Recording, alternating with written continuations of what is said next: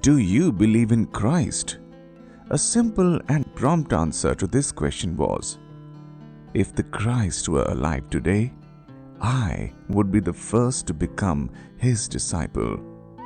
This was the answer of a 58-year-old Bengali Brahmin Hindu to a question innocently asked by a 23-year-old American Christian.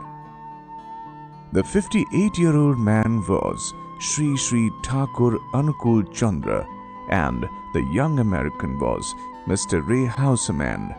Mr. Ray Houseman, an American who had translated a number of Sri Sri Thakur's books, including his original work, Ocean in a Teacup, the story of Sri Sri Thakur. Since ages, not only ages, since time immemorial, the human beings, we all are searching for peace, searching for the road that leads to peace, searching for an answer to our quest, searching for a guru, guide, philosopher who would lead us to the supreme soul where we all wish to converge. Truly speaking, we are ultimately searching for that agent who's the torch-bearer of transformation in human civilization in all the ages. It is the creation, and at the same time, it is the creator, all at once. It is the regulator who volunteers to bind itself in regulation.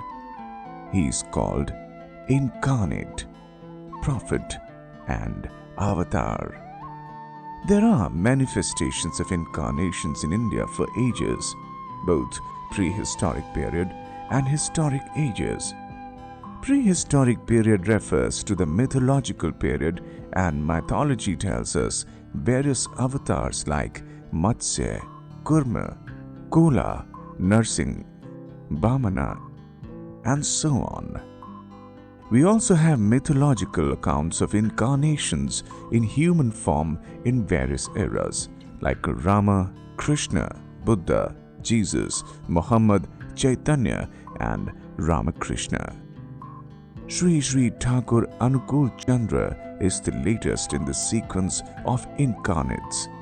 Thakur Anukul Chandra, he was born to Shiv Chandra Chakrabarti and mother Manmohini Devi in the year 1888 in erstwhile East Bengal, now known as Bangladesh, and breathed his last in 1969 at Devkar in Jharkhand state in India. Sri Sri Thakur Anukul Chandra, like all the past incarnates, has acknowledged the uniqueness of God and similarity of purpose and principles of all past prophets. At any point of time, the latest prophet presents an updated version of all the last prophets. All the last prophets converge and awaken in that of the present. If Indian culture needed an image, that was provided by Thakur Anukul Chandra. If Indian culture needed a spirit, that is Sri Thakur Anukul Chandra's ideology. Now that ideology has an individual impact, and that ideology has a collective macro impact. At an individual level, at a family level, Sri Thakur's ideology regulates human behavior, human attitude, and human thinking process. And the ideology is such, the habits and behavior gets converted into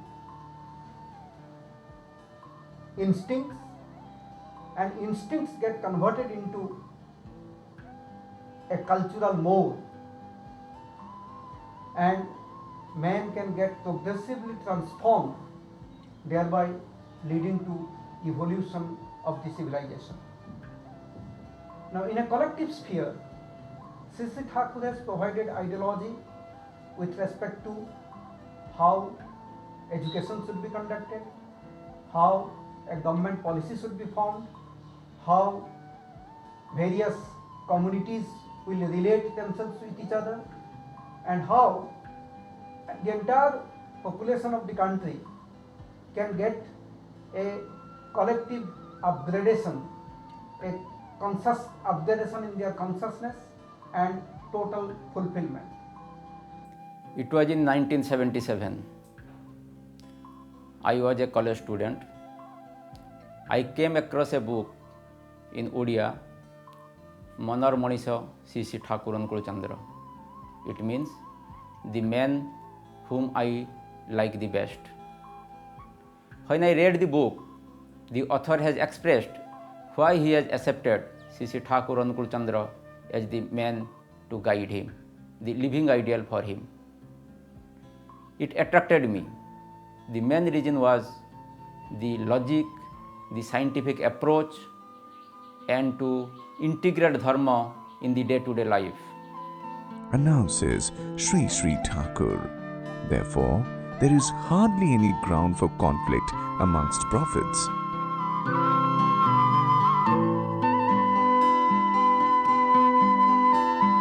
At the time when the whole world is divided on the basis of religion, which we loosely refer to as dharma, if the stay of all existence is dharma, then can there be bloodshed in the name of dharma? History is full of incidences of wars in the names of dharma. Different religious fundamentalists are busy in expanding the number of followers of their faith by hook or crook. Commonly, people consider dharma synonymous with religion. Sri Sri Thakur Anukul Chandra explains both these terms in a very simple language. He says, to uphold one's own life and growth with that of others is dharma, and to bind oneself with the loved Lord through sacred devoutness and to follow him accordingly is religion. He explains it further. Dharma never becomes many. It is always one. There is no variety of it. Views may be many, even as there are people. Still, dharma cannot be many. He says, in my opinion, to speak of Hindu dharma, Christian dharma, Mohammedan dharma, Buddhist dharma, etc. is wrong. Rather, there are so many views. Sri Sri Thakur said, dharma is a way of progressing living. Sri Sri Thakur Anukul Chandra advocates for ensuring three things immediately: adherence to a living ideal, compatible marriage, and instinct-based education. Sri Sri Anukul Chandra does not oppose worshipping of God, who is not visible, but he pleads for establishing the living ideal. Sri Sri Thakur suggests us to be concentric. He suggests to be the follower of a living ideal, a manifested person who could be the pivot of your life. Once they have assumed power, once Thakur asked in surprise.